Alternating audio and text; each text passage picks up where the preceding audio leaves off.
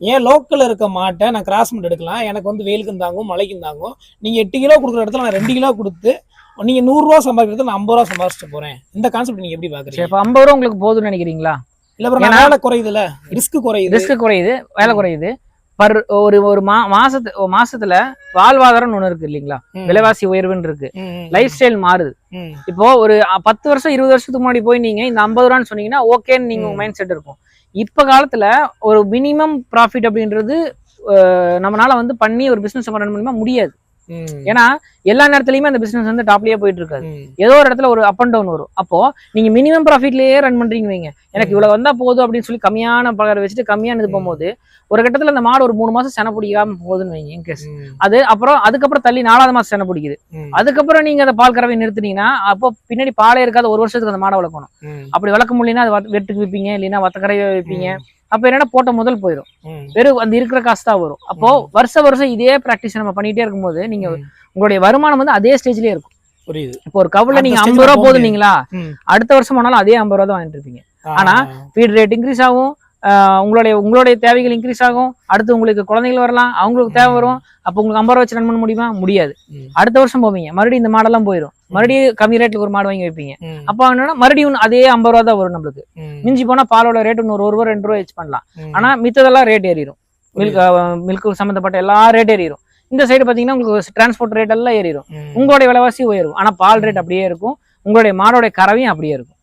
அப்போ நம்ம பிரீடுக்குள்ள போகும்போது ஃபர்ஸ்ட் இன்வெஸ்ட்மெண்டா போகும்போது என்ன ஆகும்னா அடுத்தடுத்த வருஷத்துக்கு வந்து பிரீடு வந்து உங்களுக்கு வந்து பால் வந்து இன்க்ரீஸ் ஆகிட்டே போகும். முதல் பிரீட்ல இருந்து நம்ம வந்து ஒரு ஃபீமேல் எடுத்துட்டோம் அப்படின்னா, இல்ல 2வது பிரீட்ல இருந்து ஒரு ஃபீமேல் எடுத்துட்டோம், 6 or 7 போட்டு எடுத்துட்டோம் அப்படின்னா, உங்களுக்கு அடுத்தது 3வது வருஷத்துல 4வது வருஷத்துல இந்த மாடு 20 கறக்குதுன்னா அதோட தாய் அதோட கண்ணுக்குட்டி வந்து அடுத்ததுக்கு மேல கறக்கும். அப்ப நெக்ஸ்ட் ஸ்டெப் போயிடுறீங்க நீங்க. புரியுது. அப்போ அந்த ஃபீமேலுக்கு வந்து நீங்க பிறந்த குட்டிக்கு வந்து ஒரு இன்ஜெக்ஷன் நீங்க பண்ணி நல்லா ப்ராப்பரான இன்ஜெக்ஷன் பண்ணீங்கன்னா அதோட குட்டி பாத்தீங்கன்னா இந்த 2யுமே சேர்த்து சாப்பிட்ற அளவுக்கு கறவை வரும். அப்போ உங்களுடைய லைஃப் இயர் க்ரோத் ஆகிற மாதிரி மாடும் வந்து கறவை க்ரோத் ஆகிட்டே வரும். புரியுது. நம்மளோட லைஃபோட டிராவல் பண்ணிட்டே வந்துட்டே அப்டேட் ஆகிட்டே வரும். இதுதான் பிரீடிங் சொல்லுவாங்க. நீங்க அது பிரீடிங்ன்றது நம்ம ரொம்ப போக வேண்டியது. இப்ப நாம பண்றதெல்லாம் பாத்தீங்கன்னா ரொம்ப கம்மியான பிரீடிங் தான் பண்ணிட்டு இருக்கோம். அவன் 40 50 லிட்டர் 70 லிட்டர் போயிட்டு இருக்காங்க. இன்னும் இருக்குங்க, இல்லாமலாம் கிடையாது. இப்போ ஒண்ணு நியர்லி இப்போ 28 வரைக்கும் நான் 27 காமிச்சேன் உங்களுக்கு. அப்போ ஒரு நார்மலா சந்தையில வாங்கிட்டு வர ஒரு அனிமல் பாத்தீங்கன்னா சூஸ் பண்ணி பெஸ்டா வாங்கிட்டு வர அனிமலே வந்து இந்த நியர்லி வெறும் கிரீன்ல பெல்லட்ல மட்டும் வருது அப்படின்னும் போது நம்மளால வந்து பிரீட் பண்ணி இதுல இருந்து இப்ப அடுத்த கண்ணுக்குட்டி இருக்குது, இதோட கண்ணுக்குட்டினா நல்ல இன்ஜெக்ஷன் போட்ட கண்ணுக்குட்டிங்க. அப்ப இதெல்லாம் பாத்தீங்கன்னா அதை தாண்டும். இன்னொன்னு பாத்தீங்கன்னா அதெல்லாம் ஃபர்ஸ்ட் இதுல ரொம்ப மோசமா கறந்து உடஞ்சிருக்குது. ரெடி பண்ணோம்னா 35 அசால்ட்டா அதுல கரெக்ட் பிராக்டிக்கலா பண்ண முடியும்.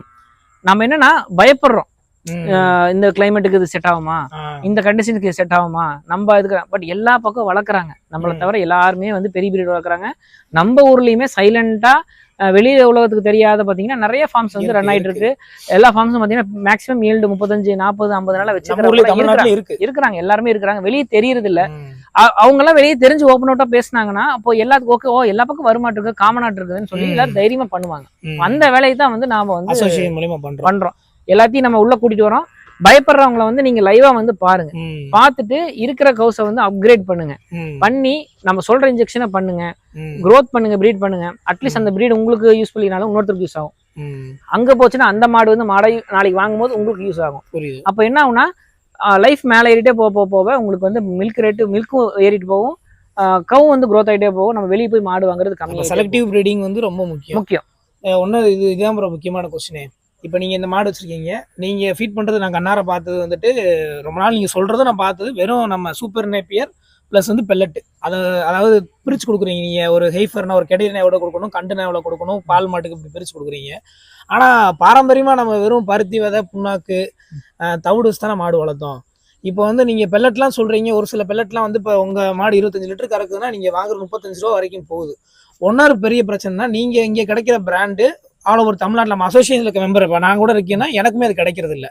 அப்படின்றப்ப நான் ஆல்டர்னேட்டிவாக நான் ஏன் வந்து புண்ணாக்கு தவிடு இதுக்கு போகக்கூடாது? அது பண்ணுறனால எனக்கு என்ன லாஸ் ஆகும், இல்லை பெல்லட் யூஸ் பண்ணால் எனக்கு என்ன பெஸ்ட்டு? இது எப்படிங்கன்னா பெல்லட்ன்றது ஒரு சயின்டிஃபிக் ஃபார்முலாவில் உருவாக்கப்பட்ட ஒரு உணவுப் பொருள். அதுக்குள்ளே இருக்கிற மெட்டீரியல் எல்லாமே பார்த்தீங்கன்னா நீங்கள் என்னென்ன சொன்னீங்களோ பிரித்து அந்த மெட்டீரியல் தான் அவங்க என்ன பண்ணியிருப்பாங்க அப்படின்னா தேவையான அளவுகளுக்கு வந்து கரெக்டாக ப்ரிப்பேர் பண்ணி சயின்டிஃபிக்காக வந்து அவங்க இது பண்ணியிருப்பாங்க. ஒண்ணே ஒண்ணு என்னன்னா நாங்க வருஷம் ஃபுல்லா கிட்டத்தட்ட 3.5 வருஷமா சரி ஒரு கவுக்கு இந்த பேட்டர்ன் அந்த பேட்டர்ன் அப்படியே ஃபாலோ பண்ணிட்டே வரும். அளவுகள் மாறவே மாறாது. ஒரு நல்ல கம்பெனி ஒருத்தர் சூஸ் பண்ணி வச்சுட்டோம் அப்படின்னா அதுல இருக்கக்கூடிய விஷயங்கள் எல்லாமே நீங்க என்னென்ன சொன்னீங்களோ அதே தான் இருக்கும் போது அதை ப்ராப்பரான அளவுல வந்து அவங்க மிக்ஸ் பண்ணிருப்பாங்க. இப்ப நீங்க ஒரு நாளைக்கு வந்து ஒரு பொருள் வாங்குறீங்க, அதோட குவாலிட்டி மாறலாம். நாளைக்கு வரும்போது அதோட ரேட்டு ஒரு 2 ரூபாய் ஆகும், குவாலிட்டியும் மாறும், கிடைக்காம போகலாம். அப்போ என்ன பண்ண நைட்டு ஊற வச்சு அடுத்த நாள் போடுவீங்க. மக்காச்சோளம்னா அதை வந்து நம்ம ஊற வச்சு அடுத்த நாள் போடுவேன். பருத்தி கொட்டை வந்து புண்ணாக்கு ஊற வச்சு அரைச்சு போடணும். இந்த மாதிரி நிறைய வேலைகள் செய்ய வேண்டியதா இருக்கும். 1 மாடு 2 மாட்டுக்கு நம்ம பண்ணும்போது தெரியாது. இன்னொன்னு ஒண்ணும் இல்லை, இப்போ நீங்க ஒரு நாள் 2 நாள் வந்திருக்கீங்களா, இப்ப தம்பி கிட்ட கூப்பிட்டு இப்ப இந்த மாட்டுக்கு எத்தனை ஃபீடு போடுறோம்னு தெரியும். ஈஸியா வந்து ஒரு லேபர் வந்து கூட நம்ம வந்து அடாப்ட் பண்ணிக்கலாம். இன்னொன்னு ஒரு மாட்டுக்கு வந்து என்ன லாபம் வருதுன்னு டக்குன்னு கண்டுபிடிக்கணும்னா ஒரு அந்த உணவுப் பொருள் வந்து ரொம்ப ஷார்ட்டா வச்சிருக்கணுங்க. ரொம்ப சிம்பிளிஃபைடா இருந்தா கண்டுபிடிக்க முடியும். இப்போ ஒண்ணும் இல்லை, இந்த மாட்டுல எவ்வளவு ப்ராஃபிட் வருதுன்னு கேட்டா 2 நாள் அவர் வந்தவனால சொல்ல முடியும். பால் எவ்வளவு கேட்கிறோம்னு தெரியும், எவ்வளவு அளந்து போட்டிருக்கோம்ன்றது தெரியும். கிரீன் ஃபீடுக்கு வந்து பெரிய லெவல் நம்மளுக்கு செலவாகிறது இல்லை. எல்லாம் கணக்கு பண்ணி பார்த்தா ஒரு 1,000 ரூபாய் பக்கம் செலவாகுது. அப்ப கால்குலேட் பண்ணி பாத்தீங்கன்னா அந்த மாட்டுல என்ன ப்ராஃபிட் வந்து ஈஸியா தெரிஞ்சு. அப்போ நம்ம பண்ணிட்டு இருக்கிறது கரெக்டா தப்பா போயிட்டு இருக்கிறோமா அப்படின்றத உடனே கண்டுபிடிச்சிடலாம். நீங்க இதை மிக்ஸ் பண்ணி இந்த மாதிரி மிக்ஸ் பண்ணி போடுறீங்க இல்லையா, உங்ககிட்ட கேட்கறேன், 1 லிட்டர் பால் எத்தனை ரூபாய்க்கு நீங்க உற்பத்தி பண்றீங்க கேட்ட சொல்ல முடியுமா? தெரிய முடியாது. அதாவது நீங்க சும்மா ஃபீடு குறைக்கல, நீங்க கம்பு மாவு ஒரு ஃபீட் எடுத்து அது எவ்வளவு கலக்குறீங்களோ அதை நோட் பண்ணணும். இந்த வேலை செய்ய முடியாது. ஒரு மாட்டுக்கு செய்யலாம். ஒரு 10 மாடு இருக்குன்னா 10 மாட்டுக்கு அளவு மாறும், அதோடைய கறவை தகுந்த மாதிரி அளவு மாறிட்டே இருக்கும். அப்ப எத்தனை மாட்டுக்கு நம்ம அதை மிக்ஸ் பண்றது? இது வந்து எப்படின்னா ஒரு கட்டத்துக்கு மேல நம்மளால செய்ய முடியாம போற வாய்ப்புகள் அதிகம். டயர்ட் ஆயிடுவோம். புரியுது ப்ரோ. இப்ப நான் கிடைக்காத பட்சத்துல நான் என்ன செய்ய முடியும்? இப்ப அசோசியேஷன் வந்திருக்கோம் நம்ம, நீங்க மாடு இது மூலியமா நாங்க முடிஞ்ச அளவுக்கு கொண்டு போய் சேர்க்கறதுக்கு பாக்குறோம். நீங்களா இப்ப ட்ரை பண்றோம். அடுத்தது வந்துட்டு ப்ரோ, இப்ப தீவனத்தை பத்தி பேசிட்டோம், மாடு லாபமா நஷ்டமா பேசிட்டோம். இப்ப இது எல்லாத்த விட பெரிய பிரச்சனை மாடை செனை பிடிக்க வைக்கும். ப்ரீடிங் நீ சொல்லிட்டீங்க. இப்ப செனைக்கு ஒரு சில பெரிய பண்ணையில என்ன பண்றாங்கன்னா காளைகளை அவங்க வளர்த்துறாங்க. அந்த காளை ஹிஸ்டரி அவங்களுக்கு தெரியும், நம்மளுக்கு தெரியும். அவங்களுக்கு என்னன்னா மாடு செனை பிடிச்சா போதும். இன்னொன்னு இப்ப லோக்கல் என்ன பழக்கம்னா உங்களை மாதிரி ஹைபிரிட் மாடு வாங்கி 1 ஈத்து 2 ஈத்துக்கு அப்புறம் மாடு செனை பிடிக்கிறது இல்லை. அப்ப நாட்டு காளைகளோட இன்செமினேஷனோ இல்ல நாட்டு காளையோட இன சேர்க்கை பண்றப்போ அந்த மாடு பிரெக்னன்ட் ஆகுது. இதை கண்ணார பாக்குறோம், நம்ம கண்ணார பாக்குறோம். வேறல்ஸ் இந்த ஹைபிரிடான புல்லோட செமன் போடுறப்ப அது என்ன சொல்றது, சக்சஸ் ஆறது இல்லை. இப்படிப்பட்ட பிரச்சனைகள் நான் வர்றப்ப நான் எப்படி அடுத்தடுத்து இப்போ நீங்க சொல்ல மாதிரி 2 ஜென்ரேஷன் நான் வந்து சக்சஸ் பண்ணிட்டேன். 3வது ஜென்ரேஷன் நான் சக்சஸ் பண்ணணும். ஏன்னா அடுத்த முதல் இருந்த கவ்வை நான் வந்து ஸ்லாட்டர் ஹவுஸுக்கோ இல்ல வெளியே பண்ணிக்கொள்ளி அனுப்புறப்போ எனக்கு வந்து அதை கொடுத்துட்டு போற அந்த 3வது ஜென்ரேஷனோ 4வது ஜென்ரேஷன் எனக்கு அதே, அதாவது ஃபர்ஸ்ட் இதை விட 3வது பெஸ்டா இருக்கணும். A கிரேடு A+, A++ இருந்தா தான் நான் லாபமா கொண்டு போக முடியும். ஆனா A++ வர இடத்துல நான் தோத்துறேன்ல, அது காரணம் என்ன? இல்லைங்க, எப்படின்னா அதாவது இதுலயே அந்த ஃபீடிங் மெத்தட் தான் வருங்க. நீங்க ப்ராப்பரா ஒரே மாதிரியான ஃபீடிங் போயிட்டு இருக்கும்போது ஃபர்ஸ்ட் வரத்துல சக்சஸ் ஆனது செகண்ட் வரத்துல ஆகணும் இல்லையா? எதனால ஆகாம போகுது? அதுதான் நிறைய புதுசா ட்ரை பண்ணுவோம். எல்லாம் வந்து HF செனை பிடிக்காது. அப்படி HF செனை பிடிக்காதுன்னா அது எப்படி கண்ணு போட்டுருக்குது. ஆனா நாட்டு மாடோட சேர்க்கிறப்ப செனை ஆயிருது இல்லையா? இல்லைங்க, எப்படி அதான் சொல்றேன். நீங்க நம்ம மாடை கறக்க அந்த நியூட்ரிஷன் வந்து ரொம்ப கம்மியாகும். நாட்டு மாடை நீங்க வந்து செயற்கையா சேர்த்துறீங்க, இன்செமினேஷன் எல்லாம் விட்டுட்டு நீங்க என்ன பண்றீங்கன்னா காளைக்கு போடும் போது பாத்தீங்கன்னா நம்ம ஆர்டிபிஷியல் இன்செமினேஷன் பண்றதை விட வந்து அதுக்கு பவர் ஜாஸ்தி. நம்ம இன்சென்ட் பண்ற செமன் வந்து அதிகமா இருக்கும். இன்னொன்னு வந்து காளை வந்து நிறைய நேரத்துல வந்து ஏன் வந்து செனை பிடிக்கிறது மிஸ் ஆகும்னா பாத்தீங்கன்னா சைலண்ட் ஹீட்ல போகும்போது வந்து நம்மளால வந்து மாடை வந்து கரெக்டான டைம் வந்து ஜட்ஜ் பண்ண முடியாது, ப்ரெடிக்ட் பண்ண முடியாது. முதல் நாளா 2வது நாளா 3வது நாளா 4வது நாளானே தெரியாது நம்மளுக்கு. நம்ம வந்து பார்த்த உடனே டாக்டரை கூப்பிடுவோம், ஈவினிங் போட்டுருவோம். ஆனா முதல் நாளா இருந்துச்சுன்னா வந்து உங்களுக்கு சக்சஸே ஆகாது. 2வது நாள்ல மாடு தவணும் குதிக்கணும் இதெல்லாம் பண்ணும். ஆனா வந்து அது கொஞ்சம் வீக்கா நியூட்ரிஷன் வீக்கா இருக்கும்போது அதுவும் நடக்காது. அப்ப நீங்க எந்த டைம்ல நம்ம கரெக்டா பண்ணாம முடியும். ஆனா வந்து ஒரு காளைனால அதை வந்து கரெக்டா ஜட்ஜ் பண்ண முடியும். அது சைலண்ட் லீட்ல இருந்தாலுமே காளைனால ஜட்ஜ் பண்ண முடியும். அதனாலதான் காளை சக்சஸ் ஆகுது. சரிங்களா? அப்போ இந்த மாடை வந்து இந்த டைம்க்கு ஏன் நம்ம கொண்டு போறோம் அப்படின்னா ப்ராப்பரான நியூட்ரிஷன்ஸ் கொடுத்துருக்க மாட்டோம். எங்கேயோ ஒரு இடத்துல வந்து நம்மளுக்கு குறைபாடு இருக்கும். இன்னொன்னு வந்து ரொம்ப நாள் தள்ளி இன்ஜெக்ஷனுக்கு பிளான் பண்ணிட்டு இருக்கோம். 4 மாசம் 5 மாசம் தள்ளிட்டோம்னா உங்களுக்கு வந்து மாடு கறக்க அதோட நியூட்ரிஷன் வெளியே போயிருக்கும், ப்ராப்பரான ஃபீடிங் இருக்காது. இன்னொன்னு என்னன்னா புதுசா ஒன்று வந்துகிட்டே இருக்கும். 6 மாசத்துக்கு ஒரு டைம் வந்து ஏதோ ஒரு ஃபீட் இன்ட்ரடியூஸ் பண்ணிட்டே இருப்பாங்க. மக்காச்சோள புண்ணாக்குன்னுவாங்க, TDGSன்னுவாங்க, வித்தியாசமா வந்துட்டு இருக்கும். அப்ப என்ன பண்ணுவோம்னா காசு கம்மியா வந்து ரேட் ஆகுது, பால் உற்பத்தி ஆகுதுன்னு யாராவது சொன்னாங்கன்னா உடனே அதை வாங்கி போடுவோம். அதனால் அதை வந்து டெஸ்ட் பண்றதுக்கே 6 மாசம் 7 மாசம் ஆயிடும். அப்புறம் உடம்பு ஏதாவது கம்மியாகுது குறையாகுதுன்ட்டு அதை விட்டுட்டு மறுபடியும் மேரப்பின் போடுவோம். அந்த மாதிரி பண்ணாம ட்ரஸ்ட் பண்ணி நம்பி ஒரு பொருளை வந்து பயன்படுத்துறோமா, அதுல ரிசல்ட் வருதா, அமைதியா அந்த ரிசல்ட்டை வந்து அப்படியே கொண்டு போகத்தான் பார்க்கணும். ஒரே மாதிரி ஃபீடிங் வருஷம் ஃபுல்லா ஒரே மாதிரி பேட்டர்ன் ஒரே மாதிரியான அளவுகள் வந்து ஃபாலோ பண்ணிட்டே வந்துருக்கும் போது கவ்வும் பாத்தீங்கன்னா அதே மாதிரி இருக்கும். ஃபர்ஸ்ட் ஈத்துல எந்த அளவுக்கு ஹெல்த்தியா இருக்குதோ 2ஆம் ஈத்துலயே அதே ஹெல்த், ஏன்னா எதுவுமே மாத்தல, எதுவுமே மாற போறது இல்ல, அதே ஈல்டு ஏறும். அதுக்கு தகுந்த மாதிரி நீங்க ஃபீட் இன்க்ரீஸ் பண்ணுவீங்க. அப்புறம் எப்படி மாடுல வந்து சென பிடிக்காத பிரச்சனை வரும்? மாடு ஒரு அது பாத்தீங்கன்னா ஹெச்எஃப் எல்லாம் பாத்தீங்கன்னா பல்லே போடாம கண்ணு போடுற அளவுக்கு ஹெல்த்தியான 9 மாசத்துல எல்லா ஹெச்எஃப் உங்களுக்கு ஹீட்டுக்கே வந்துடும். 10 மாசத்துல கரெக்டா பராமரிச்சோம்னா 10-11 மாசத்துல சூப்பர் ஹீட்டுக்கே வரும். அப்படி இருக்கும் பட்சத்துல எப்படி வந்து மாடு வந்து சென பிடிக்காம போகும்? அதுக்கு பைபர்த்ல கர்ப்பப்பை வளர்ச்சி இல்ல அப்படின்ற பிசிக்கல் காரணத்தினாலதான் ஆகுமோ இல்லையோ, அடுத்தடுத்து கண்ணு போடுற மாடுகள் பாத்தீங்கன்னா நம்மளுடைய பிரச்சனைகளாலதான் ஏதோ ஒரு விஷயங்களாலதான் சென பிடிக்காம போகும். நம்ம சுரேந்திர பண்ணையெல்லாம் பாத்தீங்கன்னா கிட்டத்தட்ட ஒரு 7-8 வருஷமாலாம் வந்து தொடர்ந்து செனையாய் கண்ணு போடுற மாடுகள் இருக்கு. நம்ம கைக்குள்ள நம்ம வச்சிருக்கிறத பொறுத்தா இருக்கு. One last question bro. அதாவது பிரதர் இப்போ நம்ம வந்து 1.5 வருஷமா நம்ம ஃபோனில் தான் பேசிட்டு இருக்கோம். நிறைய டவுட்ஸ் நான் உங்கள்கிட்ட தான் கேட்குறேன். வேற ஒரு வெட்டினரியன்ட்டையோ இல்லை லோக்கலில் நம்மளுக்கு வந்து இன்செமினேட்டர் கம்பவுண்டர் வராங்க, இல்லை நம்மளுக்கு தெரிஞ்ச ஒரு ஃபார்மர், இப்போ நாங்கள் வந்து ஒரு கவர்மெண்ட்லேயே ஒரு கிளாஸ் எடுக்க போகிறாங்க, நாங்கள் அட்டன் பண்ணுறேன். நான் எங்கள் லோக்கலில் கிடைக்கிற எல்லாமே நம்ம வந்து அட்டன் பண்ணுறோம். அங்கே என்ன சொல்கிறாங்கன்னா, மாடுகளுக்கு தீவனம் பார்த்தீங்கன்னா பசுந்தீவனம், அடர் தீவனம், உலர் தீவனம். நம்மளுக்கு தெரியும் க்ரீனு, கான்சன்ட்ரேட்டு, ட்ரையு. நீங்கள் ட்ரை கொடுக்கறது இல்லை ஃபஸ்ட்டு. அதே மாதிரி பசுந்தீவனத்தை மட்டுமே அவங்க வந்து எங்களுக்கு என்ன சொல்கிறாங்க அப்படின்னா, பசுந்தீவனத்தை 3ஆக பிரிக்கணும். பயிர் வகை தீவனம் புரோட்டீனுக்காக, புல் வகை தீவனம், அப்புறம் மர வகை தீவனம். இந்த ஃபார்மேட்டு தான் நம்ம பாரம்பரியமாக, நீங்கள் ஒன்றும் இல்லை கவர்மெண்ட்டில் கொடுக்குற புக்லேயே பார்த்தா இந்த ஃபார்மேட் தான் இருக்கும். ஆனால் இதுக்கு புறம்பா நீங்கள் அதை ஃபாலோ பண்ணுறதே இல்லை. நீங்கள் ஒன்லி பசுந்தீவனமும், பசுந்தீவனத்தில் ஒரே வகையான தீவனம் சூப்பர் நேப்பியர் புல் வகை தீவனம், அது நம்ம நாட்டோட புல்லும் கிடையாது, அதுவும் கான்சன்ட்ரேட் பண்ணுறீங்க. இதை சக்ஸஸ் பண்ணது காரணம் இது சயின்டிஃபிக்கான ப்ரூஃப் நான் பார்க்குறேன். எதை வச்சு இதை ஆரம்பிச்சிங்க, எப்படி இதை கண்டுபிடிச்சிங்க, இது உண்மையா? இது எப்படின்னா ப்ராக்டிக்கலாக வரும்போது வந்து எண்ட் ஆஃப் த டே வந்து நம்மளுக்கு வந்து லாபம் வரணும். சரிங்களா? வேலை கம்மியாக இருக்கணும், கரெக்டான நம்ம பண்ணக்கூடிய வேலைகளுக்கான இன்கம் வரணும். அப்படின்னும் போது நீங்கள் இத்தனையும் வந்து விளைக்கிறதுக்கு உங்களுக்கு வந்து ஒரு சொந்த இடம் வேணும். இன்னொன்று வந்து குவான்டிட்டி தேவை, இடமும் நிறைய வேணும், குவான்டிட்டியும் தேவை. இதெல்லாம் நம்ம வந்து பயிர் செஞ்சுக்கிட்டே இருக்கும் போது அதுக்கான செலவுகள் எல்லாமே பாத்தீங்கன்னா பாலோட உற்பத்தி செலவுல தான் போய் சேருது. நீங்க பாலோட விற்பனை விலை வந்து ஒரு 55-60 இருந்துச்சுன்னா நம்ம இந்த மாதிரி நிறைய விஷயங்கள் ட்ரை பண்ணலாம். அசோலா இருக்குது, அது இது எவ்வளவோ விஷயங்கள் இருக்குது. எல்லாருனாலையும் அந்த ரேட்டுக்கு பாலை விற்க முடியாது. இன்னொன்னு வந்து எல்லாருக்கும் சொந்த இடமும் இல்லை. இப்ப நம்மளுக்கு சொந்த இடம் இல்லை. நம்மளுக்கு இருக்கிற இடத்துக்குள்ள நம்ம மேக்சிமம் வந்து வருஷம் ஃபுல்லா தீனை கொடுக்கறதுக்கான முயற்சி தான் நம்ம பண்ண முடியும். அதுல நம்ம சுத்தி எல்லாத்தையும் வச்சுட்டு அதுக்கு இடத்த நம்ம வேஸ்ட் பண்ணி நம்ம பண்ண முடியாதுங்க. இதெல்லாம் நல்ல பொருள் தான், இல்லைன்னு சொல்லல.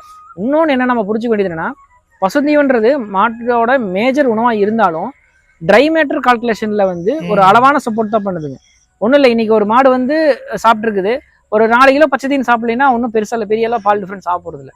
ஆனா ஒரு 1 கிலோ கான்சன்ட்ரேட் சாப்பிடாம போயிருச்சுன்னு வைங்களேன், பெரிய பால் டிஃபரன்ஸ் இருக்கும் அடுத்த நாள் காலையிலேயே. அப்போ என்ன உங்களுக்கு தெரிய வருதுன்னா, கான்சன்ட்ரேட்ல வந்து நமக்கு வந்து முக்கியமான கவனம் வந்து செலுத்தணும். இதுல பசுந்தீவனத்துல வந்து மாடியோட மெயின்டெனன்ஸு, இன்னொன்று வந்து நார்ச்சத்தை வந்து நம்ம ஓரளவுக்கு மேட்ச் பண்ணி நம்ம இது பண்ணாவே போதுமானது. மாட்டோட ஹெல்த் வந்து வருஷம் ஃபுல்லா நாங்க அதே தான் பண்ணிட்டு இருக்கோம், ஃபாலோ பண்ணிட்டு இருக்கோம். ப்ராக்டிக்கல் டிஃபரெண்ட், ஸ்டடி பண்றது கொஞ்சம் டிஃபரெண்ட் இருக்கும். அது நம்மளால வந்து அப்ளை பண்ண முடியாத பட்சத்துல, நம்மளுக்கு ஒத்து வராத பட்சத்துல சில மாற்றங்கள் செய்யறோம். அதுல ரிசல்ட் நல்லா வரதுனால அப்படியே நம்ம ஃபாலோ பண்ணி பண்ணிட்டு இருக்கோம். ஆஸ் ஆஃப் பாத்தீங்கன்னா உங்களுக்கு சாணியில இருந்து எல்லாமே கரெக்டா தான் இருக்குது. ஒரு சில மாடுகள் வந்து வெளியில இருந்து வந்தங்காட்டி ஒன்று செட் ஆகாம இருக்குது. மீதி எல்லாம் பாத்தீங்கன்னா சாணி நார்மலா இருக்கும், டைஜஷன் நார்மலா இருக்குது, எல்லாமே நல்லா இருக்கு. அசை போடுறது எல்லாமே பண்ணும்போது அதுக்கு தேவையான நார்ச்சத்து அதுக்கு கிடைச்சிருச்சு அப்படின்றத கான்செப்ட்னு வைங்களேன். நம்ம வந்து இது எல்லாமே பண்ணலாம். பட் ஒரு 50 மாடு 100 மாடு இருக்கிற இடத்துல வந்து இதெல்லாம் நம்ம பண்ணிட்டு இருக்க முடியாதுங்க. இவ்வளவு ப்ரொடக்ஷன் பண்ண முடியாது, கட்டில இவ்வளவு பண்ண முடியாது. அதனாலதான் நான் வந்து என்ன பண்ணிட்டேன்னா, சரி சின்னதுல இருந்து பண்ணும் போதே வந்து ஒரே இடத்துல இருந்து நம்ம பொருள் கொண்டு வரோம், அதோட வேலை முடிஞ்சிச்சு. நம்ம டெய்லி வந்து இதை பராமரிச்சு கட்டிங் பண்ணிட்டு மல்பெரி போட்டு அதை கட்டிங் பண்ணிட்டு பண்றதுல ரொம்ப சிரமம். அதாவது அதுல காசு கட் பண்ணாம நீங்க வந்து டைமும் லேபரு பிளஸ் வந்துட்டு மாட்டோட ஆரோக்கியத்துல கான்சென்ட்ரேட். இன்னொன்னு பசுந்தீவனத்தை உற்பத்தி பண்ணி அதை கொண்டு வந்து சேர்க்கறதுன்றது ஒரு பெரிய ப்ராசஸ்ங்க. மாட்டு பண்ணையிலேயே வச்சு எல்லா வேலையும் செஞ்சிடலாம். நீங்க அந்த பசுந்தீவனத்தை உற்பத்தி பண்ணி கொண்டு வந்து மாட்டுக்கு கொடுத்து அதை இது பண்றதா பெரிய ப்ராசஸ். பசுந்தீவனம் தான் காசு. பசுந்தீவனத்துல எந்த அளவுக்கு நீங்க கம்மியா செலவு பண்றீங்களோ அந்த காசு அப்படியே உங்களுக்கு லாபமும் வரும். அங்க நீங்க என்னன்னா நீங்க வந்து எக்ஸ்ட்ரா நீங்க வந்து செலவு பண்ணி கையில இருந்து போட்டே இருக்கிறீங்களோ அதெல்லாம் நீங்க பாலோட லாபம் தான் தூக்குவீங்க. அதனால என்ன பண்ணீங்கன்னா, பசுந்தீவனை எவ்வளவு முடியுமா முடிஞ்சா ஃப்ரீயா கிடைச்சாலும் எனக்கு சந்தோஷம் அப்படின்ற அளவுக்கு போனேன். அதான் வந்து முடிஞ்ச அளவுக்கு நான் 365 நாள் கொடுக்க பார்த்தேன். அதனாலதான் எனக்கு அந்த ப்ராஃபிட் ரேஷியோ வந்து கரெக்டா வந்துட்டு இருக்குன்னு. இதுதான் லாஸ்டா ஒரே ஒரு ரெக்வஸ்ட், கொஸ்டின் இல்ல, மாட்டுக்கு வர பிரச்சனைகள், எப்படி ஃபீட் பண்ணணும், எப்படி ப்ரீட் செலெக்ஷன் பண்ணணும், எப்படி அதை இன்செமினேட் பண்ணணும், எந்த புல்லோட எந்த வாடை சேர்த்து நல்லா கொண்டுலாம் சொல்லிட்டீங்க. இப்போ நீங்கள் இவ்வளோ விஷயம் நம்ம பேசுகிறப்ப எனக்கு ஒரு டவுட்டு, இது எனக்கு பார்க்குறவங்களுக்கு என்னென்னா, மில்கோட ரேட்டு. இப்போ நான் ஒரு பொருளை தயாரிக்கிறேன்னா அது நான் என்ன தயாரிச்சுன்னு எனக்கு தெரியணும். ஆனால் நான் போடுற தீவனம் வருது லாபத்தை நான் கால்குலேட் பண்ண முடியும் மொழியே மில்கோட ரேட்டை என்னால் கால்குலேட் பண்ண முடியாது. இதுக்கான ஒரு வீடியோ இல்லைன்னா ஒரு எக்ஸ்ப்ளனேஷன் வேணும். ஃபர்ஸ்ட் இது ஒரு ரெக்வஸ்ட்டு. வேறல்ஸ் இப்போ பால் விலையுமே ஏற்ற இறக்கமாக இருக்குது. அது நம்மளால் நீங்கள் இப்போ ஒரு அசோசியேஷன் ஆரம்பிச்சிருக்கோம். ஒன்றுபட்டால் உண்டு வாழ்வு. நம்ம இன்னைக்கு ஒரு ஆள் கிடையாது, தமிழ்நாட்டில் வெவ்வேறு பதில் வந்துட்டோம். இதை நான் சொல்ல நியாயமான கொஸ்டின் தான் இருக்கும். ஒரு இங்கே 28 ரூபாய்க்கும் பால் எடுக்கிறாங்க, 20 ரூபாய்க்கு எடுக்கிறாங்க, 40 ரூபாய்க்கு விற்கிறாங்க, 50 ரூபாய்க்கு விற்கிறாங்க. இது ஒரு சமச்சீரை நம்மளால கொண்டு போக முடியுமா? என் கேள்வி. இந்த அசோசியேஷன் இது நம்ம வந்து பாத்தீங்கன்னா நமக்கு கவர்மெண்ட் தான் நம்ம சப்போர்ட் பண்ணணுங்க. ஏன்னா இந்த பால் ரேட் வந்து விற்பனை வந்து ரொம்ப கம்மியா ரேட்ல தான் இருக்குது. அதாவது அதர் ஸ்டேட்ஸை கம்பேர் பண்ணும்போது நம்மளோட கம்மியா தான் இருக்கு. ப்ரொடக்ஷன் காஸ்ட் ஆல்மோஸ்ட் எல்லா ஊர்லயும் ஒரே மாதிரி தான் இருக்குது. நம்மளுக்கு பாத்தீங்கன்னா பாலோட உற்பத்தி ஒவ்வொருத்தவங்க பாத்தீங்கன்னா 35 ரூபாய்க்குலாம் பால் வந்து உற்பத்தி பண்ணிட்டு இருக்காங்க. லாஸ்ட்ல நிறைய பேர் பிசினஸ் பண்ணிட்டு இருக்காங்க. 25 ரூபாய்க்கு பால் உற்பத்தி பண்ணிட்டு இருக்காங்க. நாம வந்து ஒரு 17,000 ரூபாயில இருந்து 18 ரூபாய்க்குள்ள நம்ம வந்து முடிஞ்ச அளவுக்கு உற்பத்தி பண்றோம். அதனால ஓரளவுக்கு நம்ம பண்ண முடியுது. இதுக்கு மேல ஒரு 18 ரூபாய்க்கு மேல போயிட்டாவே உங்களால வந்து போதுமான லாபத்தை வந்து ஒரு மாட்டுல இருந்து எடுக்க முடியாம போகும். அதாவது 1 ரூபா 2 ரூபா வித்தியாசத்திலே 1 ரூபா 2 ரூபா பெரிய அளவுக்கு அடி வாங்கும். நம்ம ஒரு 18 ரூபாய்க்கு கீழே நம்ம வந்து பாலோட உற்பத்தி விலையை வச்சா மட்டும்தான் நம்மளால இது பண்ண முடியும். அந்த விற்பனை விலைன்றது நம்ம கையில இல்ல. நிறைய பாத்தீங்கன்னா நார்த்ல எல்லாம் பாத்தீங்கன்னா என்ன பண்றாங்கன்னா ஒரு ஏரியாக்குள்ள ஒரு ஃபார்மர்ஸ் ஒரு 10 பேர் இருக்காங்க வைங்களேன். 10 பேர் சேர்ந்து ஒரு கூலிங் சென்டர் வச்சு அந்த பாலை ஃபுல்லா வந்து கூலிங் பண்ணி டைரக்டா கம்பெனிகளுக்கு சேல் பண்றாங்க. புரியுது. இப்போ ஒரு எக்ஸாம்பிளுக்கு பாத்தீங்கன்னா நம்ம ஊர்ல ஒரு 40 ரூபாய்க்கு ஆவரேஜா பால் வித்துட்டு இருக்கீங்களா, இந்த மாதிரி ப்ராசஸ் பண்ணும்போது 45 ரூபாய்க்கு அந்த பால் வந்து எடுத்துட்டு போயிருவாங்க. டெஸ்ட் ஒண்ணுமே எல்லாம். புரியுது. இந்த ப்ராசஸ் வந்து ஹரியானா பஞ்சாப்ல எல்லா பக்கம் நடக்குது. நம்ம கொண்டு வரணும். இப்ப நம்ம ஏரியால ஒரு 5-6 ஃபார்மர்ஸ் இருக்கிறோம்னா அவனுக்கு தேவை குவான்டிட்டி ஜாஸ்தி. புரியுது. 4 இடத்துல வச்சு சென்டர் வச்சு அவன் கலெக்ட் பண்ணி இந்த செலவெல்லாம் பாக்குறதுக்கு அவன் என்ன பண்ணுவானா 45 ரூபாய் கொடுத்து மொத்தமா ஒரு இடத்துல வாங்கிடுவான். புரியுது. இப்ப நாம என்ன பண்ணணும்னா நம்ம யூனிட்டியா நம்ம என்ன பண்ணணும்னா ஒரு இடத்துல வந்து ஒரு கூலிங் சென்டர் பண்ணி எல்லா பொருளையும் அங்க நம்ம டம்ப் பண்ணி வச்சு அங்கிருந்து நம்ம வந்து குவான்டிட்டி அதிகமா வந்து ஒரு கம்பெனிக்காரனுக்கு எந்த கம்பெனிக்காரனுக்கு வேணாலும் சேல் பண்ணலாம். நம்மளால சேல் பண்ண முடிஞ்சு என்ன ஆகும்னா உங்களுக்கு ஈஸியா வந்து பால் ரேட் வந்து 45 ரூபாய்க்கு நம்ம தாராளமா விற்கலாம். இப்போதைக்கு கண்டிஷன் சொல்றேன். இப்போதைக்கு 45 ரூபாய்க்கு விற்கலாம். நீ போக வந்து மார்க்கெட்டை விட நம்ம வந்து அதிகமா ரேட்டுக்கு பால் கொடுக்க முடியும். அந்த சேர்ந்து பண்ணோம் அப்படின்னு இது நடக்குது. நம்ம அப்ளை பண்றதுக்கு பாத்தீங்கன்னா இன்னும் கொஞ்சம் நாள் நம்ம இதுல ரிசர்ச் பண்ணி நம்ம பண்ண முடியும் வைங்களேன். இவ்வளவு நேரம் நாங்க தான் உங்களுக்கு தேங்க்ஸ் சொல்லணும். ஏன்னா 2 நாளாவே கூட டிராவல் பண்ணிட்டு இருக்கோம் ப்ரோ. ரொம்ப ஆக்சுவலா என்ன சொல்ற யூஸ்ஃபுல்லா தான் இருக்கு. இந்த கேள்விலாம் என்னோட கேள்வி இல்லை. இப்போ உங்களை மாதிரி நான் நிறைய பேர்ட்ட கால் பண்ணி பேசுவோம். இதைதான் டிஸ்கஸ் பண்ணுவோம். நம்ம ஒரு ஹெல்த்தியான டிஸ்கஷன் தான். எதுவுமே நம்ம வந்து தப்பா யாரும் பேசல, யாரையும் குறை சொல்ல போறது கிடையாது. இந்த விஷயத்துல இதுல நீங்க சொன்ன ஜெயிக்கணும்னா நீங்க இப்ப லாஸ்டா சொன்ன ஒரு விஷயம், நம்ம பொருளை நம்ம விற்கணும். ஒண்ணு. ரெண்டாவது வந்து நம்ம உற்பத்தி பண்ற பொருளோட அமௌண்ட் இப்ப நீங்க சொன்னது வந்து 1 ரூபா 50 காசுனா கூட அதை எங்கேயோ கொண்டு போய் நிப்பாங்க. மைக்ரோ மேனேஜ்மெண்ட் பண்ணணும். ரொம்ப மைக்ரோ அந்த வார்த்தை அழகான வார்த்தை, மைக்ரோ மேனேஜ்மெண்ட் பண்ணணும். நிறைய சர்வீஸ் பண்ணிட்டு இருக்கீங்க. அதே மாதிரி நீங்க இன்ன வரைக்கும் சொல்றேன் நிறைய ப்ரொமோஷன் வீடியோ அந்த மாதிரிலாம் நினைப்பாங்க. எதுவுமே கிடையாது. நான் வந்து பார்த்த அளவுக்கு, ஏன்னா நான் பார்த்தனால நான் ஜென்னுனா சொல்றேன். இங்க எந்த ப்ரொமோஷனும் எந்த வியாபாரமும் நடக்கல. உங்களுக்கு தெரிஞ்சதை நீங்க வந்து என்ன சொல்றீங்க, ஒரு உண்மையிலேயே என்ன சொல்ற சந்தோஷமா இருக்கு. எப்படி சொல்லணும் தெரியல, எங்களுக்கு தேங்க்ஸ் சொல்லணும் தெரியல. இது வந்து இப்ப இதோட நிப்பாட்டிடாம எந்த பிரச்சனையும் வந்தாலும் நாங்களுமே உங்களோட இருக்கோம். கண்டிப்பா தொடர்ந்து டிராவல் பண்ணுங்க. ஏன்னா இப்ப நீங்க ஓரளவுக்கு வளர்ந்துட்டீங்கன்னா உங்க பின்னாடி நானு, எங்க பின்னாடி ஒரு விவசாயி, நம்ம எல்லாருமே ஒரு ஒருங்கிணைந்து போய் எல்லாமே அது இன்டகிரேட்டடா கொண்டு போய் நம்மளால கடைசியா நம்ம ஒரு விஷயத்த கொண்டு வந்துட்டோம்னா கோடியில ஒரு விவசாயி நம்ம யாரும் தெரியாதவங்க கூட பயனடைவான். சோ அந்த அசோசியேஷன் வந்து இன்னுமே வந்து நிறைய பீப்புள் சேரணும். அதுக்கான சேவை நீங்க தொடரணும். கண்டிப்பா பண்ணிட்டே இருக்கோம். மாவட்டத்துல ஒரு ஆளுகளை நியமிக்கணும். ஒரு இல்ல ப்ரோ, நல்லா ஹெல்த்தியான ஒரு டிஸ்கஷன் வந்து எப்பவுமே இருந்தா உண்மையான நிலவரம் தெரிஞ்சிடும். அதனால நீங்க தொடர்ந்து பண்ணணும். தொடர்ந்து பண்ணுங்க. All the best. கண்டிப்பா. Thanks bro. பாத்தீங்கன்னா ஆல்மோஸ்ட் பாத்தீங்கன்னா சன்லைட்டே கம்மியாயிருச்சு. நாங்க பிளான் பண்றதுல அவசரமா போயிட்டு இருக்குது. தம்பி எல்லாம் பேசலான்ட்டு வெயிட் பண்ணிட்டு இருந்தாரு. பட் டைமிங் ரொம்ப செட் ஆகல. ஏன்னா நாளைக்கு காலையில் நம்மளுக்கு ஃபங்க்ஷன் ரெடி பண்றதுக்கு இன்னும் நிறைய வேலைகள் பெண்டிங் இருக்குது. முடிஞ்ச அளவுக்கு டைம் இருந்துச்சுன்னா அவனை பிடிச்சி வச்சு திங்கக்கிழமை இருந்து அவர்கிட்ட தனியா என்னென்ன கொஸ்டின் அவர் வெயிட் பண்ணிட்டு இருக்கிறாரோ அதெல்லாம் நம்ம கேட்க வைக்கலாம். நாளைக்கு ஃபங்க்ஷன் வரும். நாளைக்கோ மேபி இது லேட்டாக அப்லோட் பண்ணோன்னா அதோட லிங்க் நம்ம கீழே கொடுக்குறேன். ஃபங்க்ஷனோட வீடியோஸ் எல்லாம் பாருங்கள். அதில் நிறைய விஷயங்கள் நம்ம வந்து புதுசாக டிஸ்கஸ் பண்ண போகிறோம். இணைந்திருங்கள். நன்றி. நன்றி ப்ரோ.